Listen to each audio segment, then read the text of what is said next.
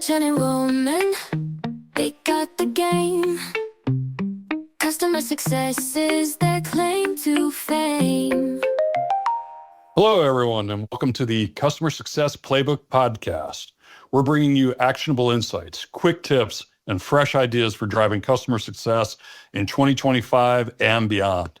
I'm one of your hosts, Kevin Metzger, and this year we'll be introducing a brand new format. Each week, we'll release 3 mini episodes with our guests.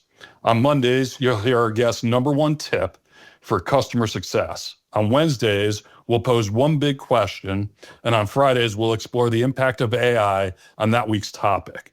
In addition, we're talking to our guests about a specific business topic each week that may be different from customer success, but we're going to talk about how customer success impacts finance, marketing, product, sales, you name it, we're going to talk about it. Today, I'm thrilled to kick off the year with our co-host, Roman Trebon, who is going to get us started as our first guest in the new format. Roman, welcome to the show. Happy New Year. Yeah. Welcome to my own show with you, right, Kev? It's a weird thing. I'm glad. I'm excited. I'm excited for the new format, and I'm excited to kick us off here. Awesome. So let's jump right in. What's your number one tip for preparing your team for success in 2025?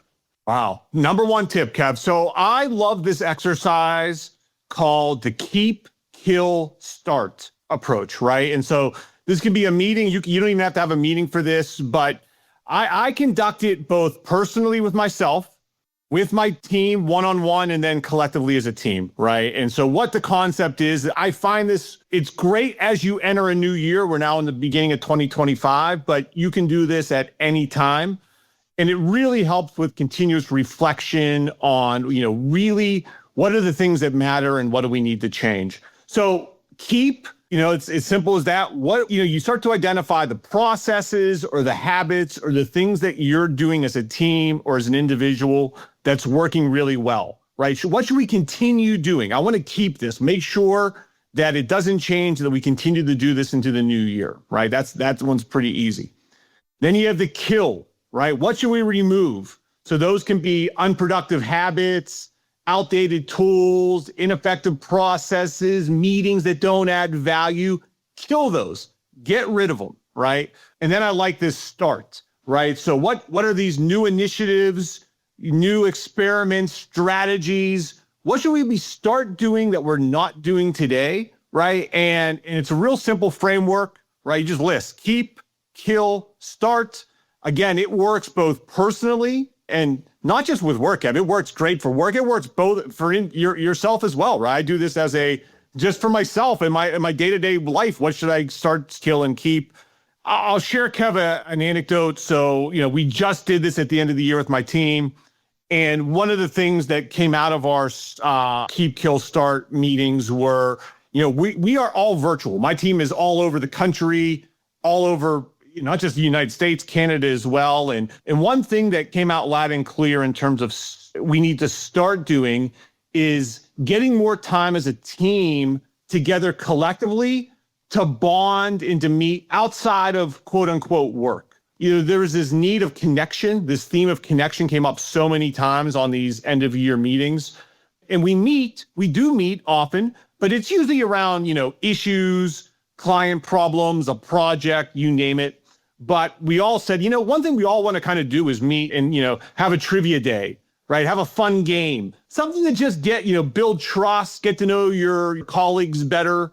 And that's something we weren't really doing. And so I've already, invested in some software for the new year, something called Crowd Party, which is a super cool virtual, if you have a virtual team, a super fun platform. So we're going to start doing that every quarter. And I'm excited to get that going. And I'll share one, Kevin, personally, something I should start doing. And so I need to start doing things I enjoy more often, okay? Here's a couple examples. You would think, say, Roman, if you enjoy doing it, why don't you do that stuff, right? It sounds simple, but I don't. So I love going to the movies. I love going to the movies, sitting in those nice recliners, seeing the new attractions. I went to one movie last year, Kev. One. I didn't do it at all. I like playing basketball. I like shooting basketball, right? I probably picked up a basketball twice last year, right? Twice. So this year, some kind of reflecting on personally, What do I want to start doing? I want to start to do those things. So what does that mean for me? That means I need to start carving out time, right? I found a great theater. You and I live in Atlanta. There's a great theater that has a movie, 9 a.m. showing of movies. That's perfect. That fits into my calendar and achieves what I want to do, which is to go start seeing more movies. And same as the basketball, right? As I find this rewarding as a stressful day, a busy day, and I need a few minutes to unwind. I like getting the basketball out, shooting for 10, 15 minutes. It gets my mind completely off what I was thinking about, what I was ruminating about. So that's a good example of start, keep, kill, and start. If I keep going here, Kev, if you're listening, start it with yourself, right? Just come up with a list, jot it down on a piece of paper, right? Maybe start with yourself before you introduce it to a team. Maybe it's your own work day, right? Your own work. What are you doing that you want to start, kill, and keep?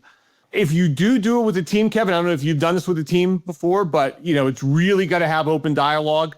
The key to these meetings, or the key to this concept, is follow-up. So I like to check in quarterly on these. Do it. There's a lot of actions that come out of this. Make sure you get those actions off the ground and then check in quarterly. There's no point to identifying what to start and what to kill if you never do it. So you've got to have actions and traction, or the exercise loses a lot of value quickly.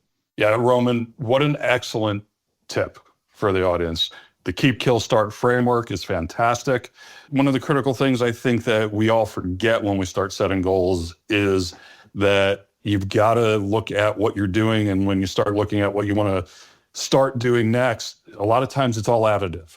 And if you don't think about what you want to kill, you're going to run into the problems of not having enough time to get everything accomplished. Excellent tip. Thank you for this. Great podcast. Thanks for joining us today on the Customer Success Playbook. Like, subscribe, share. We hope you love this new format. Tell us what you think in the comments. We'll see you next time on the Customer Success Playbook. And until then, keep on playing.